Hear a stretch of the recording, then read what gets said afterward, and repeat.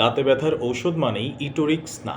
দাঁতে ব্যথার ঔষধ মানেই টরিনা এবং প্রেগন্যান্সিতে এই ওষুধগুলো খাওয়া আমি বলব সম্পূর্ণরূপে হারাম। আমি ডাক্তার ওমর ফারুক সাগর, ডেন্টাল সার্জন। আজকে এই বিষয়টা নিয়ে আলোচনা করছি। কারণ আজকে আমাদের ক্লিনিকে ৩২ বছরের একজন তরুণী এসেছেন, যিনি ২৪ সপ্তাহের গর্ভবতী। ইটোরিক্স নিয়েই কেন কথাটা বললাম? বিকজ আমাদের আসলে এখানে যত রোগী আসেন, অলমোস্ট 90% পেশেন্ট এই ইটোরিক্স ট্যাবলেটটা খেয়েই আসেন। বলা যায় বাংলাদেশের প্রেক্ষাপটে এটা একটা ট্রেডিশন হয়ে গিয়েছে যে ইটোরিক্স দাঁতে ব্যথার ওষুধ। দাঁতে ব্যথা হলেই আসলে ইটোরিক্স বা টরি খেতে হবে। আপনি যদি প্রেগনেন্ট অবস্থায় বা গর্ভাবস্থায় এই ধরনের ওষুধগুলো সেবন করেন তাহলে কি সমস্যা হতে পারে? যেই ভ্রূণটাকে আপনি আপনার গর্ভে এত কষ্ট করে লালন পালন করছেন, সেই ভ্রূণের হার্টের অত্যন্ত গুরুত্বপূর্ণ একটা নালী ডাকটাস আর্টারিওসাস এটা প্রিম্যাচিওর ক্লোজ করে দেয়। অর্থাৎ সময়ের আগেই এটা বন্ধ করে দেয়। আপনার ভ্রূণের, আপনার শিশুটা যেটা আপনার গর্ভে আছে তার কিডনির একটা অপূরণীয় ক্ষতি করে। সেখানে অ্যামনিওটিক ফ্লুইড কমিয়ে দেয় এবং সবচেয়ে বড় ব্যাপার হচ্ছে আপনার প্রসবকালীন জটিলতা এবং রক্তক্ষরণজনিত ঝুঁকি এটা অনেকাংশে বাড়িয়ে দেয়।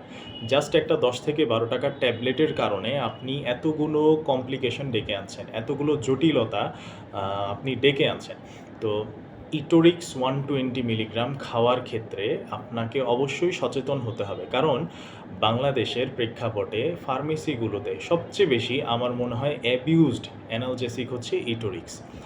ডাক্তাররা কিছু ওষুধ আসলে সবসময় রিজার্ভ রাখে।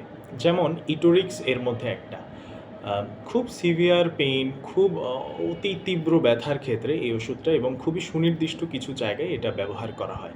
খুব ফ্রিকোয়েন্টলি এটা হচ্ছে ডেন্টাল কেসগুলোতে ব্যবহার করা হয় না। এবং সবচেয়ে বড় ব্যাপার হচ্ছে আমাদের ডেন্টিস্ট্রিতে যখনই আপনি কোনো দাঁতে ব্যথা নিয়ে আসেন সেটার আসলে খুবই সুনির্দিষ্ট চিকিৎসা দরকার। খুবই সুনির্দিষ্ট চিকিৎসা দরকার।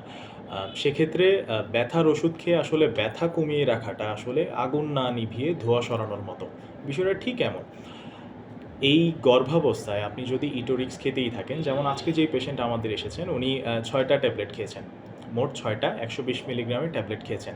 তো ওনার আশেপাশে বাসার আশেপাশে কাছাকাছি আসলে কোনো ডক্টর ছিল না বা কোনো ডেন্টাল সার্জনও ছিলেন না। তো যার কারণে উনি ফার্মেসি থেকে কিনে নিয়ে গিয়ে এটা ওষুধটা খেয়ে ফেলেছেন। এটা আসলে যা ক্ষতি হওয়ার তার হয়ে গিয়েছে। ভবিষ্যতে যেন ওনার মাধ্যমে, ওনার এই ঘটনাটার মাধ্যমে এবং আমাদের এই ভিডিওটার থ্রুতে সবাই যেন সচেতন হতে পারেন সেজন্যই আজকের আসলে এই ভিডিওটা করা। এবং এর মাধ্যমে যদি একটা মানুষও সচেতন হতে পারেন সেটাই আসলে আমাদের সার্থকতা। তো আপনি আসলে কার কাছে চিকিৎসা নিচ্ছেন, কোন ডক্টরের কাছে বা তিনি আদৌ ডাক্তার কিনা সে সম্পর্কে আসলে আপনার সম্যক ধারণা থাকা উচিত।